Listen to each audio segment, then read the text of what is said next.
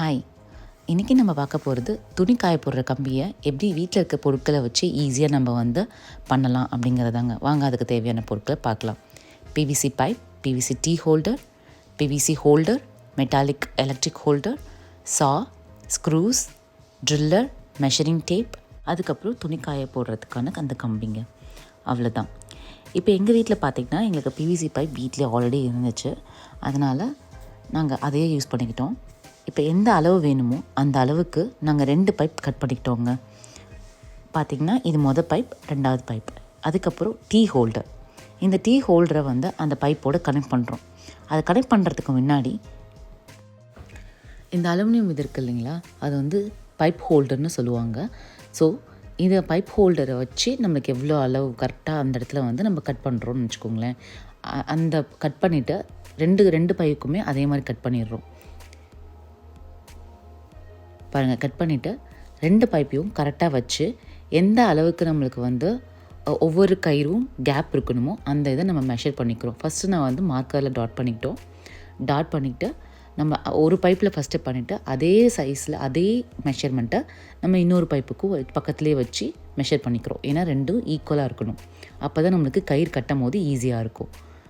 இப்போ பார்த்திங்கன்னா நம்மளுக்கு ரெடியாக இருக்குது 2 பைப்பு, அந்த ஹோல்டர், அதுக்கப்புறம் அந்த பைப் ஹோல்டர் அந்த டீ பைப்பு. இப்போ நாங்கள் என்ன பண்ணுறோம்னா, எங்களுக்கு இங்கே எல்லாமே உடன் ஃபென்ஸ் தாங்க. ஈஸியாக ட்ரில் பண்ணலாம். நம்மளுக்கு கான்க்ரீட் மாதிரி கிடையாது. கான்க்ரீட்னால் அப்போ அதுக்கு தகுந்த ட்ரில்லர் நீங்கள் யூஸ் பண்ணணும். இது நாங்கள் ஆர்டினரி ட்ரில்லரை தான் யூஸ் பண்ணுறோம்.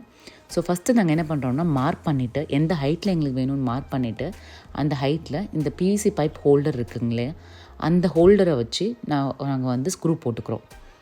பாருங்க, 2 பக்கமும் ஸ்க்ரூ போட்டாச்சு. அதுக்கப்புறம் அந்த டீ பைப் கட் பண்ணோம் இல்லையா, அந்த டீ பைப்பையும் நம்ம இதில் வச்சு செட் பண்ணிவிட்டு 2 பக்கமும் இந்த டீ ஹோல்டரை வச்சு நம்ம செட் பண்ணியிருக்கோமான்னு பார்க்கணும். கீழே எதுக்கு இந்த உடன் வைக்கிறோம் அப்படின்னா, நம்ம பைப் மாட்டினதுக்கப்புறம் நம்ம கிளாத் போட்டோம்னா நம்மளுக்கு கீழே இறங்கிடுங்க. அது என்ன தான் நம்ம அந்த டீ ஹோல்டர் அந்த அலுமினியம் டீ ஹோல்டர் வச்சு நம்ம ஸ்க்ரூ போட்டிருந்தாலும் கண்டிப்பாக கீழே இறங்கிடும். அதுக்காக தான் கீழே ஒரு உடன் வச்சு நம்ம இது பண்ணுறோம். இந்த மாதிரி போட்டுட்டு நம்மளுடைய அந்த பைப்பை நம்ம செட் பண்ணிடலாம். இப்போ பார்த்திங்கன்னா நாங்கள் 2 பக்கமும் நாங்கள் இதே மாதிரி பண்ணிட்டோம். இந்த இது முடிஞ்சிருச்சு. அடுத்தது ஆல்ரெடி நம்ம ஓட்டை போட்டு வச்சுருக்கோம் இல்லையா, அதை நாங்கள் இது இந்தியாவிலேருந்தே வாங்கிட்டு வந்திருந்தோம்.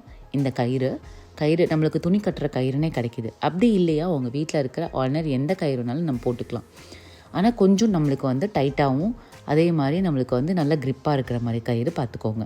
அதுக்கு தகுந்த மாதிரி நீங்கள் ஓட்டை போட்டுக்கணும். நாங்கள் இந்த மெலிசான கயிறு தான், ஆனால் அதுக்கு தகுந்த மாதிரி நாங்கள் சின்னதாக தான் ஓட்டை போட்டுக்கிட்டோம்.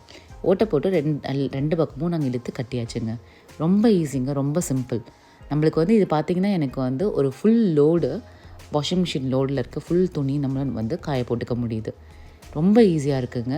நீங்கள் கண்டிப்பாக ட்ரை பண்ணி பாருங்கள். வெறும் ஒரு $10 முடிஞ்சிரும் எல்லாமே. நீங்கள் நம்ம ஊராக இருந்தால் இன்னுமே ரொம்ப சீப்பு தாங்க. கண்டிப்பாக ட்ரை பண்ணி பாருங்கள். உங்களுக்கு பிடிச்சிருந்தா இந்த video like, share and subscribe பண்ணுங்கள். தேங்க்யூ. பாய்.